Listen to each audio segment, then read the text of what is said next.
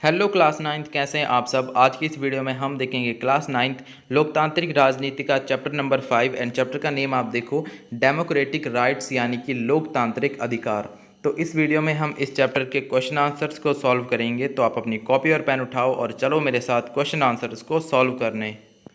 तो यहाँ पर आप देखो, सबसे पहला प्रश्न आपके पास आता है। प्रश्न एक, इनमें से कौन सा मौलिक अधिकारों के उपयोग का उदाहरण नहीं है। तो देखो यहाँ पर आपको 4 पॉइंट दिए हैं। बिहार के मजदूरों का पंजाब के खेतों में काम करने जाना। अगला यहाँ पर ईसाई मिशनों द्वारा मिशनरी स्कूलों की श्रृंखला चलाना। अगला यहाँ पर सरकारी नौकरी में औरत और मर्द को समान वेतन मिलना। और अगला है यहाँ पर बच्चों द्वारा माँ बाप की संपत्ति विरासत में पाना।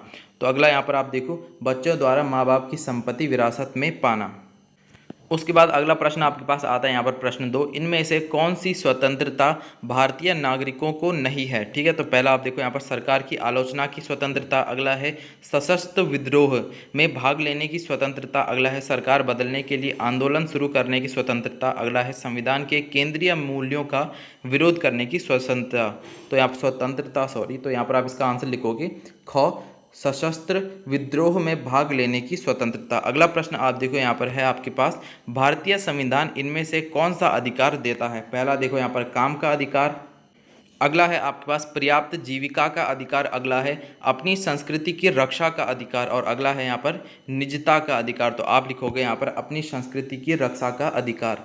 अगला प्रश्न आप देखो, प्रश्न 4 है आपके पास, उस मौलिक अधिकार का नाम बताएं जिसके तहत निम्नलिखित स्वतंत्रताएं आती हैं।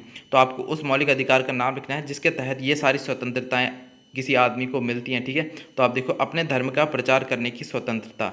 अगला है जीवन का अधिकार, छुआछूत की समाप्ति। और यहाँ पर है बेगार पर प्रतिबंध। तो इसमें आप लिखोगे, देखो क का उत्तर होगा आपका धर्म की। ठीक है, यानी कि धार्मिक स्वतंत्रता का अधिकार। उसके बाद है स्वतंत्रता का अधिकार ख का, फिर ग है आपका समानता का अधिकार। और अगला है आपका शोषण के विरुद्ध अधिकार।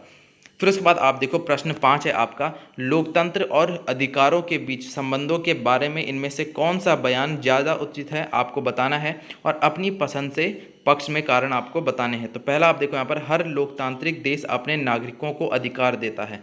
तो इसका उत्तर आप देखो, हर लोकतांत्रिक देश अपने नागरिकों को अधिकार देता है। लोकतंत्र में प्रत्येक नागरिक को मतदान करने तथा चुनाव लड़ने का अधिकार दिया जाता है। चुनाव लोकतांत्रिक हों इसके लिए यह आवश्यक है कि प्रत्येक व्यक्ति को अपने विचार व्यक्त करने, राजनैतिक दल का निर्माण करने तथा राजनीतिक गतिविधियों में भाग लेने का अधिकार प्राप्त हो। लोकतंत्रीय राज्यों में नागरिकों के अधिकारों की सुरक्षा के लिए विशेष उपाय किए जाते हैं। अधिकतर राज्यों में नागरिकों के महत्वपूर्ण अधिकारों को संविधान में शामिल कर दिया जाता है। भारतीय संविधान में नागरिकों के मौलिक अधिकारों को शामिल किया गया है और देखो यहाँ पर उनकी सुरक्षा के भी उपाय किए गए हैं।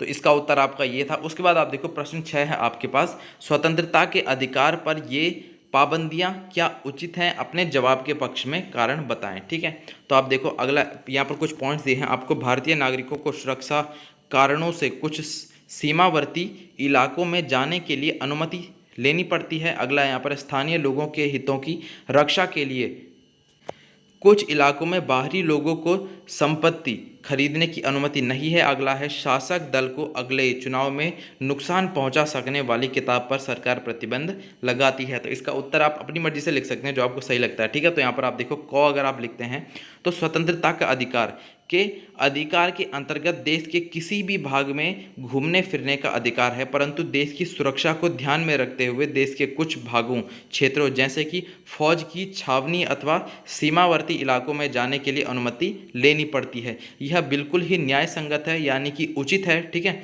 क्योंकि देश की सुरक्षा के मुकाबले में नागरिकों के अधिकारों को प्राथमिकता नहीं दी जा सकती। अगला देखो यहाँ पर ख है, कुछ क्षेत्रों में ऐसी व्यवस्था को अनुचित नहीं कहा जा सकता। कुछ कबायली क्षेत्रों में तथा जम्मू कश्मीर और हिमाचल प्रदेश आदि राज्यों के बारे में ऐसी पाबंदी लगाई गई है ताकि वहाँ के लोग अपनी संस्कृति को बनाए रख सके। अगला देखो यहाँ पर, ऐसी पाबंदी को उचित नहीं ठहराया जा सकता क्योंकि यह नागरिकों के विचार प्रकट करने के अधिकार का स्पष्ट उल्लंघन है। उसके बाद आप देखो प्रश्न 7 है आपके पास, मनोज एक सरकारी दफ्तर में मैनेजर के पद के लिए आवेदन देने गया। वहाँ के किराने ने उसका आवेदन लेने से मना कर दिया। अब देखो, और कहा, झाड़ू लगाने वाले का बेटा होकर तुम मैनेजर बनना चाहते हो, तुम्हारी जाति का कोई कभी इस पद पर आया है? नगर पालिका के दफ्तर जाओ और सफाई कर्मचारी के लिए अर्जी दो। ठीक है, तो आगे देखो आप, इस मामले में मनोज के किस मौलिक अधिकार का उल्लंघन हो रहा है? मनोज की तरफ से जिला अधिकारी के नाम लिखे एक पत्र में इसका उल्लेख करो। ठीक है, तो आपको पता है वहाँ पर सरासर गलत किया गया मनोज के साथ। ठीक है, तो इसका उत्तर आप लिखोगे, इस स्थिति में मनोज के स्वतंत्रता के मौलिक अधिकार का उल्लंघन किया जा रहा है। स्वतंत्रता के अधिकार के अंतर्गत प्रत्येक व्यक्ति को अपने इच्छा के अनुसार कोई भी कार्य, नौकरी अथवा व्यवसाय करने का अधिकार दिया गया है। ठीक है, और किसी भी व्यक्ति को उसकी इच्छा के विरुद्ध कोई कार्य करने के लिए मजबूर नहीं किया जा सकता। अतः निम्न जातियों के लोगों को उनका जातिगत काम करने के लिए मजबूर करना उनके मौलिक अधिकारों का उल्लंघन है। ठीक है, अब उसके बाद आप देखो प्रश्न 8 है यहाँ पर, जब मधुरिमा संपत्ति के पंजीकरण वाले दफ्तर में गई तो यहाँ पर आप देखो रजिस्ट्रार नहीं यहाँ पर होगा, तो यहाँ पर आप देखो जो जहाँ पर लिखते हैं, ठीक है, कुछ पूछा जाता है वहाँ पर आप देखो उनने क्या कहा उससे। ठीक है, आप अपना नाम मधुरिमा बनर्जी यानी कि बेटी A.K. बनर्जी, यानी कि उसने अपने वहाँ पर पिता का नाम लिखा। ठीक है, नहीं लिख सकती, उसने उससे ऐसा कहा कि तुम अपने नाम के पीछे अपने पिता का नाम नहीं लिख सकते। ठीक है, आप शादीशुदा हैं और आपको अपने पति का ही नाम देना होगा। फिर आपके पति का उपनाम तो राव है, इसलिए आपका नाम भी बदल कर मधुरिमा राव हो जाना चाहिए। मधुरिमा इस बात से सहमत नहीं हुई। उसने कहा, अगर शादी के बाद मेरे पति का नाम नहीं बदला तो मेरे नाम क्यों बदलना चाहे? ठीक है, अगर मेरे पति का नाम नहीं बदला तो मेरा नाम क्यों बदलेगा? ठीक है, अगर वह अपने नाम के साथ पिता का नाम लिखते रह सकते हैं तो मैं क्यों नहीं लिख सकती? ठीक है, आपकी राय में इस विवाद में किसका पक्ष सही है और क्यों? तो आप यहाँ पर उत्तर लिखोगे, मेरे विचार में उपरोक्त मामले में विवाह समानता के मौलिक अधिकार से संबंधित है। संविधान के अनुच्छेद 16 में कहा गया है कि राज्य किसी भी व्यक्ति के साथ उसके धर्म, जाति, लिंग तथा जन्म स्थान आदि किसी भी आधार पर कोई भेदभाव नहीं करेगा। उपरोक्त केस में मधुरिमा को ऐसा करने के लिए मजबूर करना उसके समानता के अधिकार का उल्लंघन होगा।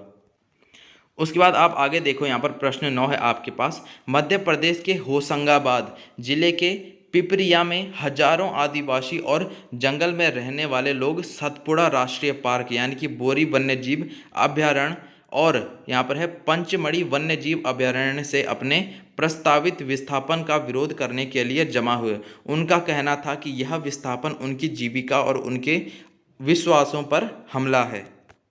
तो आगे देखो आप, सरकार का दावा है कि इलाके के विकास और वन्य जीवों के संरक्षण के लिए उनका विस्थापन जरूरी है। जंगल पर आधारित जीवन जीने वाले की तरफ से राष्ट्रीय मानवाधिकार आयोग को एक पत्र, इस मामले पर सरकार द्वारा दिया जा सकने वाला संभावित जवाब और इसके मामले पर मानवाधिकार आयोग की रिपोर्ट तैयार करो।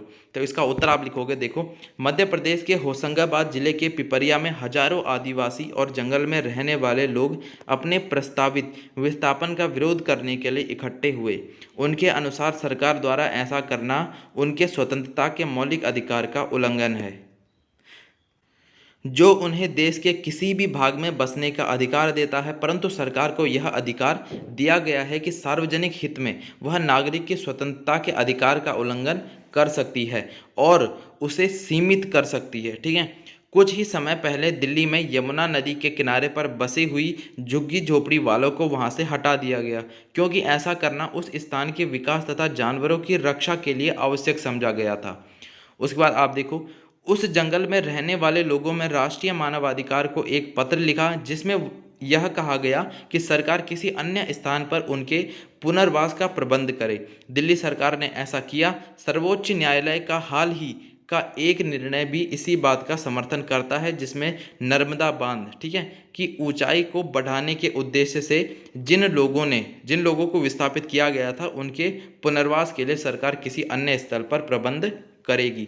यानी कि अगर सरकार किसी यानी कि जनहित में कोई कार्य करती है तो वहाँ पर जिन लोगों को परेशानियाँ होती है सरकार उनको दूसरी जगह पर स्थान देती है। ठीक है, तो अगला आप देखो यहाँ पर प्रश्न 10 है, इस अध्याय में पढ़े जितने पढ़े विभिन्न अधिकारों को आपस में जोड़ने वाला एक आपको मकड़जाल बनाए। ठीक है, जैसे आने जाने की स्वतंत्रता का अधिकार तथा पेशा चुनने की स्वतंत्रता का अधिकार आपस में एक दूसरे से जुड़े हुए हैं।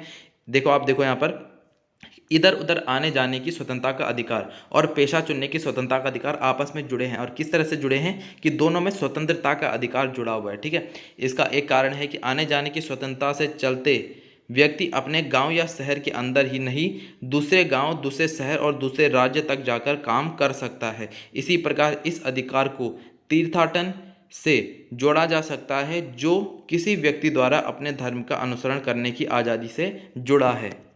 अब आगे आप देखो, यहाँ पर मकड़जाल बनाएं और तीर के निशानों से बताएं कि कौन से अधिकार आपस में जुड़े हैं। हर तीर के साथ संबंध बताने वाला एक उदाहरण भी दें।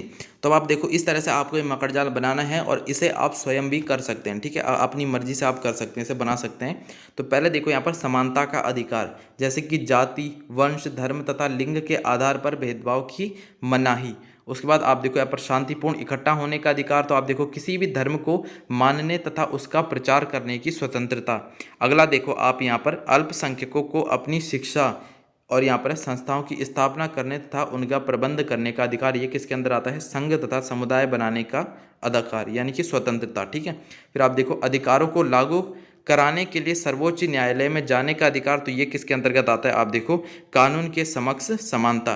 फिर अगला यहाँ पर आप देखो, भाषण देने तथा विचार प्रकट करने की स्वतंत्रता। तो ये आता है आपका धर्म का प्रचार करने की स्वतंत्रता। और अगला यहाँ पर कोई भी व्यवसाय करने, पेशा अपनाने या व्यापार करने का अधिकार। ये आता है आपका शोषण के विरुद्ध अधिकार के अंदर।